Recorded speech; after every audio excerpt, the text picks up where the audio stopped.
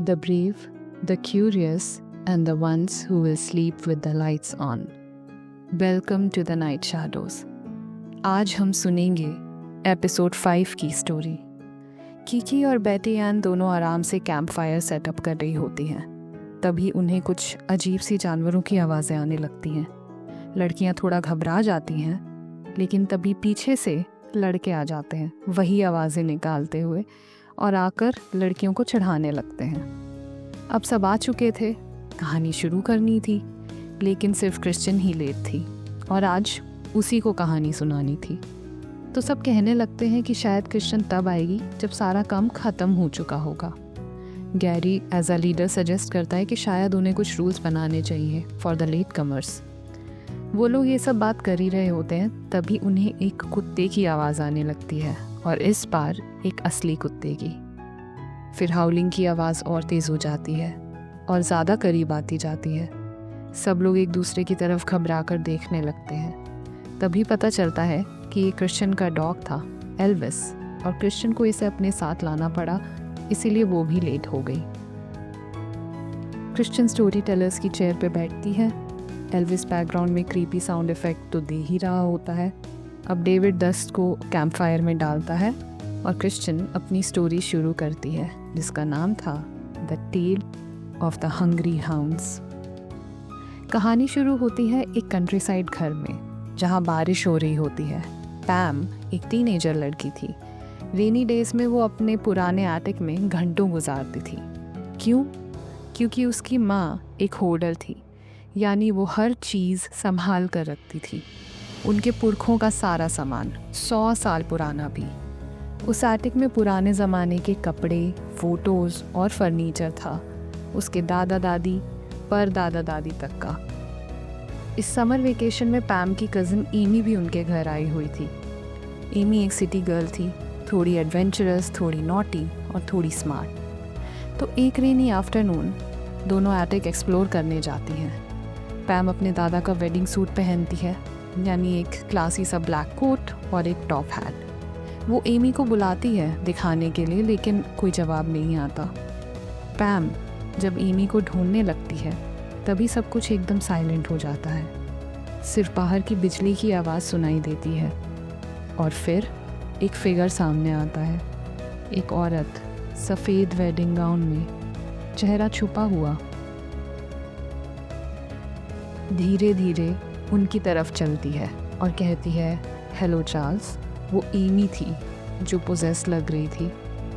पैम shocked और confused होकर कहती है कि ये चार्ल्स कौन है? और Amy, this is not funny. Clearly this was a prank by Amy, and ये भी क्लियर हो जाता है that Amy is a non believer. वो घोस्ट पर बिलीव ही नहीं करती, लेकिन पैम थोड़ी स्केप्टिकल लड़की थी। वो दोनों आपस में बात कर ही रहे थे, तभी बहुत ज़ोर से हवा चलने लगती है और एक बॉक्स नीचे गिरकर खुल जाता है।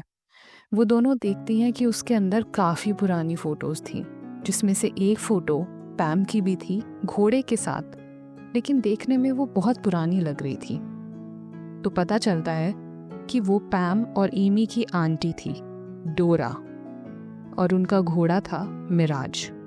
यानी ये आंट डोरा बिल्कुल पैम की तरह दिखती थी। तभी कहीं से कुछ चूहों की आवाज़ आती है।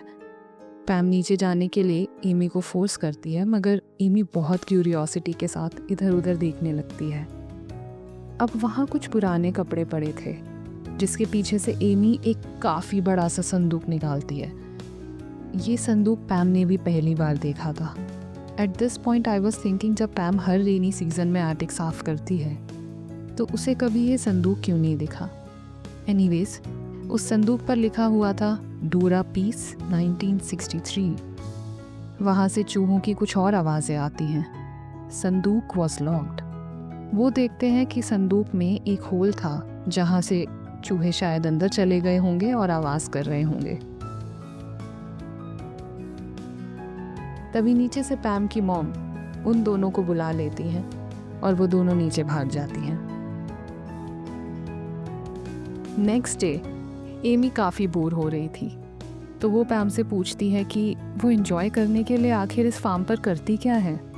पैम कहती है कि वो उसे बताएगी, लेकिन एमी ये किसी को नहीं बता सकती। पैम एमी को एक घोड़े से मिलाती है जो पैम को बहुत पसंद होता है और उसको राइडिंग लेसन्स लेने का भी काफ़ी मन था। तभी पीछे से पैम की मॉम आ जाती है और वो घोड़ा घबरा जाता है, जिससे पैम नीचे गिर जाती है। यहाँ पैम और उसकी मॉम के बीच में एक बहस हो जाती है, क्योंकि उसकी मॉम उसे घोड़ों के आसपास भी नहीं देखना चाहती थी। शायद 30 साल पहले कुछ हुआ था जिससे उसकी मॉम बहुत घबराती है।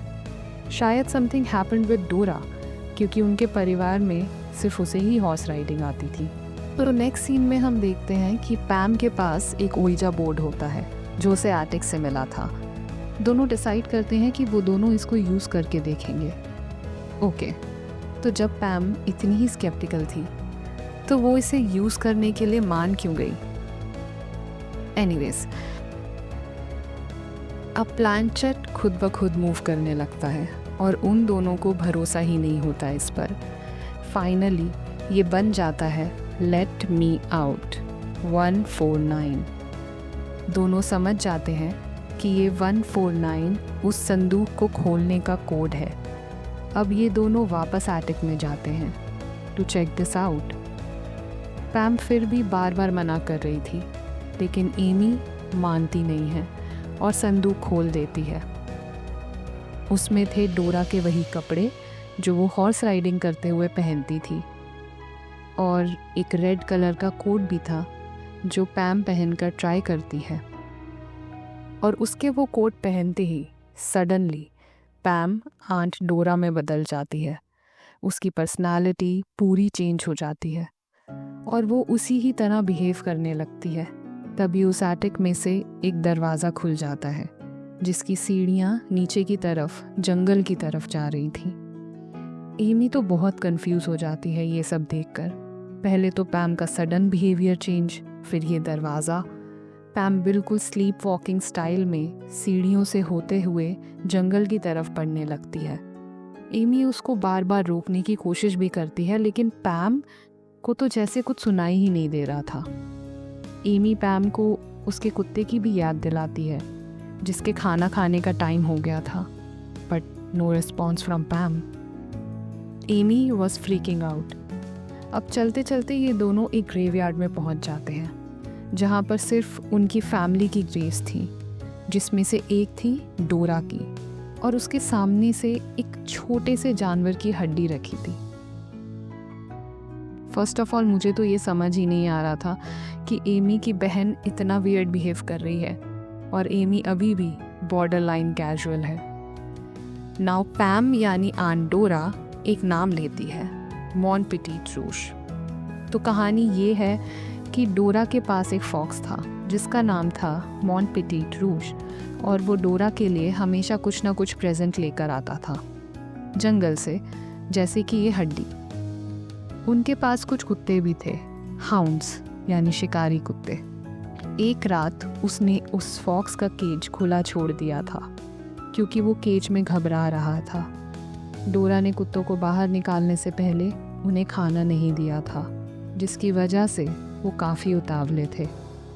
तभी फॉक्स ने डोरा को एक छोटी सी स्माइल दी और वो जंगल की तरफ चला गया, और सारे कुत्ते उसके पीछे उसका शिकार करने के लिए भाग गए। डोरा घबरा गई थी तो वो मिराज पर बैठकर फॉक्स के पीछे उसको बचाने चल पड़ी।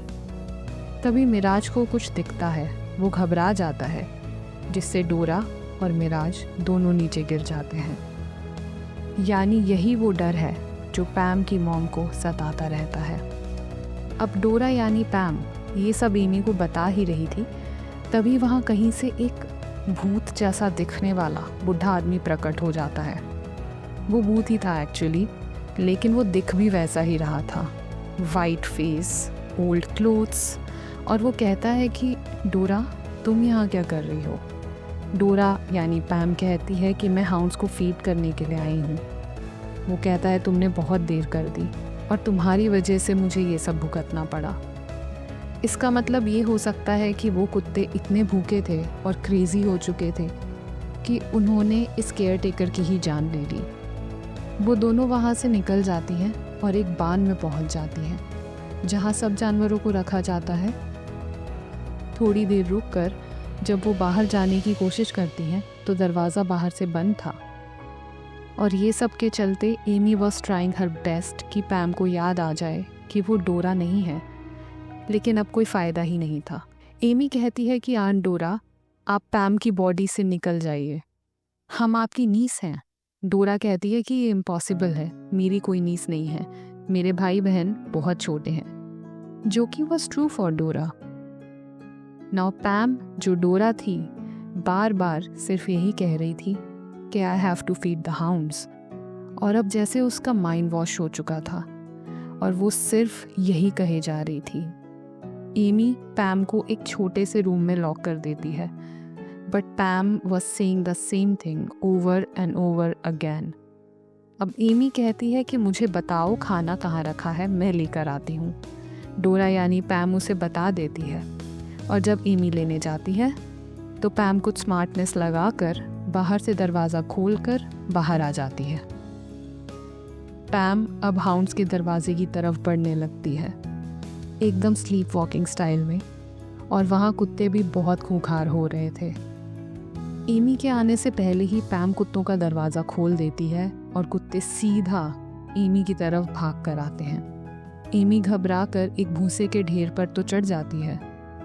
कुत्ते अब बस एमी के पास आने ही वाले थे, तभी वो फॉक्स अपने केज से आता है और एमी को देख के बाहर की तरफ भागता है, और कुत्ते भी एज़ पर द स्टोरी उसके पीछे भाग जाते हैं। यानी एक तरीके से उस फॉक्स ने एमी की जान बचा ली थी। अब जैसे ही एमी बाहर निकल के आती है तो देखती है कि पैम यानी डोरा अपने घोड़े पर थी, और वो भी उसी रात की तरह कुत्तों के पीछे चल पड़ती है। अब एमी के लिए बहुत हो चुका था एक रात में, वो कुछ कर नहीं सकती थी, तो वापस एटिक में चली जाती है उन्हीं सीढ़ियों से, और पैनिक में होती है कि अब क्या होगा, वो अपनी आंट को क्या बोलेगी कि पैम कहाँ गई। तभी कपड़ों के पीछे से पैम खांसते हुए बाहर निकलती है, और फाइनली उसे कुछ याद ही नहीं होता। अब एमी भी डिसाइड करती है कि वो उसे कुछ नहीं बताएगी। पैम इग्नोर करके कहती है कि ठीक है, we should go now, I have to feed the dogs. Amy कहती है डॉग्स, तुम्हारे पास तो एक ही कुत्ता है। एमी कहती है वही तो कहा मैंने, डॉग, और नीचे चली जाती है। एमी अपनी पॉकेट में हाथ डालती है तो उसमें वही हाउंड्स का खाना था। और बस इसी के साथ क्रिश्चियन की कहानी ख़त्म होती है और मिडनाइट सोसाइटी की ये मीटिंग यहीं कंक्लूड होती है। इसी के साथ ये वीडियो भी। I will return with the next story, which is one of my favorites from the Midnight Society stories. Bye.